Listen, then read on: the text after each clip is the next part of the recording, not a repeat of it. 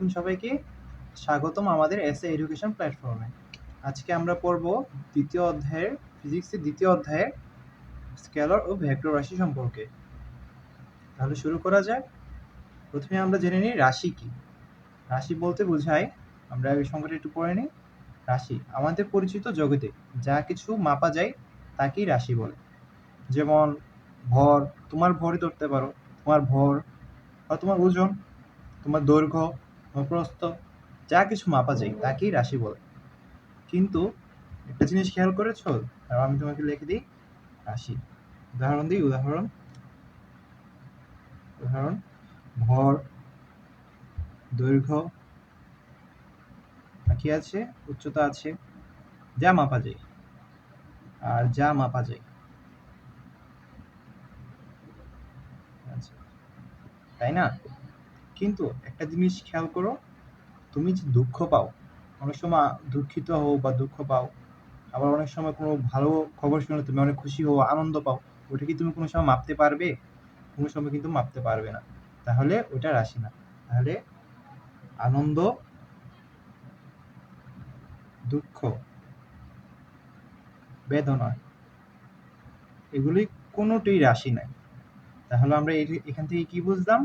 আমাদের পরিচিত জগতে মানে পৃথিবীতে যা কিছু মাপা যাবে ওইটাই রাশি।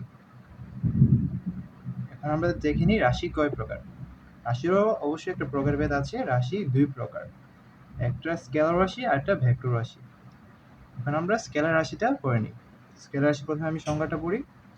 স্কেলার রাশি যে রাশির মান থাকে তবে দিক থাকে না তাকে স্কেলার রাশি বলে। সংক্ষেপে যে রাশিকে প্রকাশ করতে শুধু মানের প্রয়োজন হয়, দিকের কোনো প্রয়োজন হয় না, তাকে স্কেলার রাশি বলে। আমরা একটা উদাহরণ দেখে নিই। উদাহরণ আসছি, এই যে তাপমাত্রা। তাপমাত্রা এরপর কি আছে? দৈর্ঘ্য, এরপর আছে ভর, এরপর উচ্চতা। আচ্ছা, তাপমাত্রা, মনে করো তোমার জ্বর উঠলো 98 ফারেনহাইট, তাহলে কি তুমি বলবে তোমার জ্বর এই বাম দিকে, শরীরের বাম দিকে উঠলো না ডান দিকে উঠলো, এগুলোকে বলবা না। তুমি শুধু বলবা তোমার শরীরের তাপমাত্রা 98 ফারেনহাইট, এইভাবে বলবা। এটা তো দিকের কথা বলবা না। জ্বর কি শরীরের ডান দিকে হয় না বাম দিকে হয়? সারা শরীরেই হয়, তাই না? তাহলে দিকের কোনো পরিবর্তন নেই। দৈর্ঘ্য, দৈর্ঘ্য, ভর, উচ্চতা, এগুলোর কোনো দিকের প্রয়োজন নেই। দৈর্ঘ্য, ভর, উচ্চতা, এগুলো কোনো দিকের প্রয়োজন নেই, জাস্ট আমাদের মান হলেই চলে। এরপর আসি ভেক্টর রাশি। ভেক্টর রাশির আগে সংজ্ঞাটা পড়ে নিই। যে রাশি প্রকাশের ক্ষেত্রে মানের সাথে দিকও লাগে তাকে ভেক্টর রাশি বলে। আর যে রাশিটা প্রকাশ করার ক্ষেত্রে মানের সাথে সাথে দিকও লাগবে তাকে ভেক্টর রাশি বলে। আমি একটা উদাহরণ, তাহলে ভেক্টর রাশির একটা উদাহরণ তোমাকে দেখিয়ে দিচ্ছি, সোজা একটা উদাহরণ। এটা হলো সরণ দিয়ে আমি বুঝিয়ে দিচ্ছি। সরণ, এটা তোমাদের সামনে পড়াবো, আপাতত তোমাদের একটা উদাহরণ হিসেবে দেখিয়ে দিচ্ছি আর কি। সামনে অধ্যায়ে গেলে ভেক্টর রাশি সম্পর্কে আরো সুন্দর করে তোমাদের বোঝাতে পারবো। আপাতত তোমাদের একটা দিন এখানে বুঝালাম, সামনে অধ্যায়ে ইনশাল্লাহ আরো সুন্দর করে বুঝিয়ে দিব। আমাদের তো এই দেখো, সরণ বলতে কি? আদি বিন্দু থেকে শেষ বিন্দু পর্যন্ত সরলরৈখিক দূরত্বকেই বলে সরণ। মনে করেন এ পয়েন্ট থেকে বি পয়েন্ট, এটা একটা রাস্তায় ধরো, এটা মনে করো তোমার বাড়ি, বাড়ি থেকে এটা তোমার স্কুলে যাওয়া, আর স্কুলে থেকে বাড়ি পর্যন্ত এই যে সরলরেখায় রাস্তাটা মনে করো একেবারে সমান। তাহলে তুমি কোথায় যাবা? বাড়ি থেকে তুমি স্কুলে যাবা, মনে করো এটা 2 মিটার। মনে করো এটা তোমার বাড়ি, এটা তোমার স্কুল, তুমি বাড়ি থেকে স্কুলে যাবা। বাড়ি থেকে স্কুলে যেতে তোমার দূরত্ব কত? 2 মিটার। সরণ 2 মিটার। আমরা সরণের ক্ষেত্রে সংখ্যাটা এমন, আদি বিন্দু হতে শেষ বিন্দু পর্যন্ত সরলরৈখিক পথে অতিক্রান্ত দূরত্বই সরণ। মানে এই যে এটা আদি থেকে শেষ বিন্দু পর্যন্ত সরলরৈখিক দূরত্ব, এখানে বলেই দেওয়া আছে সরলরৈখিক দূরত্ব, মানে একটা দিক দেওয়া আছে।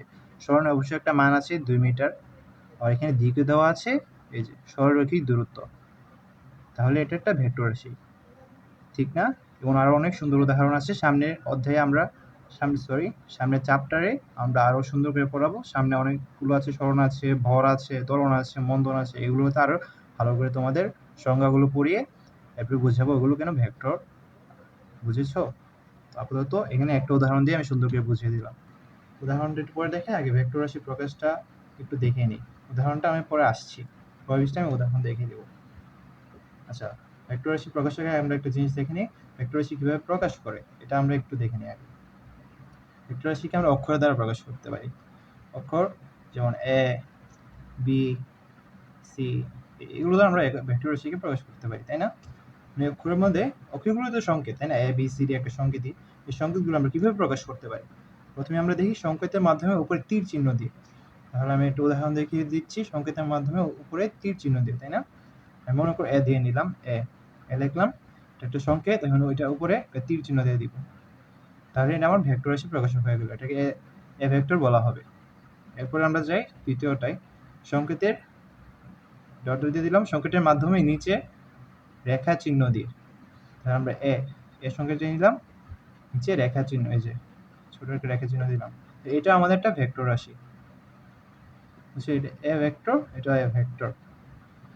এরপরে দেখি আমরা সংকেতের মাধ্যমে উপরে তীর চিহ্ন দিয়ে, সংকেতের মাধ্যমে উপরে রেখা চিহ্ন দিয়ে, সংকেতের মাধ্যমে উপরে রেখা চিহ্ন দিয়ে আমরা ভেক্টরকে প্রকাশ করতে পারি। সর্বশেষে আমরা যেটা দেখব, মোটা হরফে লিখে, যে মোটা হরফে লিখে ভেক্টরকে প্রকাশ করা যায়। তোমাদের বই আছে, তোমাদের বই শুধু মোটা হরফে এবং সংকেতের মাধ্যমে উপরে তীর চিহ্ন দিয়ে বোঝানো হয়েছে। আমি তোমাদের এক্সট্রা এই দুইটা দেখাই দিলাম আর কি। এগুলো একটু বড় লেভেল পড়া, ইন্টার লেভেল পড়া, এগুলো আমি একটু দেখিয়ে দিলাম আর কি। তোমাদের বইয়ে শুধু সংকেতের মাধ্যমে উপরে তীর চিহ্ন দিয়ে এটা আছে, এবং মোটা হরফে লিখে এই দুইটা আছে। তোমাদের এই দুইটা পড়লেই হবে, এই যে মোটা হরফে লিখে। ঠিক আছে? এখন ভেক্টর রাশি উদাহরণ, আগে ভেক্টর রাশিগুলো মনে রাখার উপায়। ভেক্টর রাশিগুলো মনে রাখার উপায়, এইটা অনেক সুন্দর একটা উপায়, এটা একেবারে মুখস্থ করে ফেলবে। হবে সব প্রিয়তম, ভাসে প্রেমেরও জলে, এটা একেবারে মুখস্থ করে ফেলবে। এটা কি? ভেক্টর রাশি মনে রাখার উপায়, ভেক্টর রাশি মনে রাখার টেকনিক। ভেক্টর রাশি মনে রাখার টেকনিক।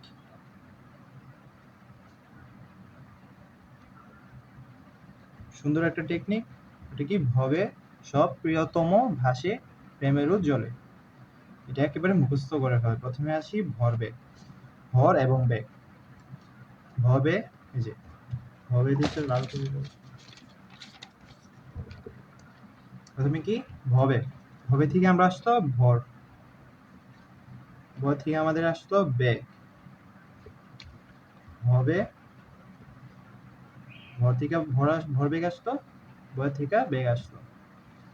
এরপরে কি আছে? সব, দন্ত স থেকে স্মরণ। এরপরে কি? এরপরে আছে আমাদের ব, ব থেকে এসেছে বল। এরপরে কি? এই যে আমরা এই অংশটা প্রিয়, প্রিয় থেকে এসেছে পৃষ্ঠটা। এরপর আমাদের ত, ত থেকে এসেছে আমাদের ত্বরণ। এরপর আমাদের এসেছে ম, ম থেকে এসেছে মন্দন। এরপরে বাকিটা কি? বাকিটা তোমরা একটু কষ্ট করে বুঝে নাও। ভাসে, ভ আকার, এখান থেকে এসেছে ভ্রামক, ভ্রামক এটা তোমাদের পড়বা, সমস্যা নেই। সহায়িকা, এটা যে সান্দ্রতা। এরপর আছে প্রেমের জল, প্রেমের থেকে এসেছে প্রাবল্য, তড়িৎ প্রাবল্য। প্রেমের থেকে এসেছে প্রাবল্য, প্রেমের থেকে এসেছে প্রাবল্য। উজ্জ্বলে, উজ্জ্বলে থেকে এসেছে ওজন। এগুলো সব তোমরা সহজেই মনে রাখতে পারবে শুধু এই লাইনটা রেখে, শুধু তোমরা এই লাইনটা মুখস্থ করে ফেলবে। ভাবে সব প্রিয়তম, ভাসে প্রেমেরও জলে, এটা মুখস্থ বলেই তোমাদের ভেক্টর যতগুলো রাশি আছে একদম, আশা করি এগুলো থেকেই তোমাদের এমসিকিউ প্রশ্ন আসতে পারে। নিচে কোনটি ভেক্টর রাশি, এবং এমনও প্রশ্ন আসতে পারে যে উদাহরণ দিবে, ভরবেগ দিবে, বেগ দিবে, এরপর দিবে দৈর্ঘ্য, বল। এখান থেকে সরি, ভবিষ্যৎ প্রিয়তমা, ভাসে প্রেমের জোড়া, এখান থেকে তোমাদের এই যে এই রাশিগুলো সবগুলো মনে রাখবা, শিখে ফেলবা। আশা করি এখান থেকে প্রশ্ন আসবে, তোমাদের পরীক্ষা কিভাবে প্রশ্ন আসবে, এমসিকিউ আকারে আসতে পারে যে নিচের কোনটি ভেক্টর রাশি। তো প্রথম উদাহরণ দিবে দৈর্ঘ্য, বর, ভর, তাপমাত্রা, করে ভরবেগ। তাহলে কোনটা ভেক্টর রাশি হবে? অবশ্যই ভরবেগ হবে, তাই না? তোমরা তাহলে আজকের ক্লাস এতটুকুই। ধন্যবাদ।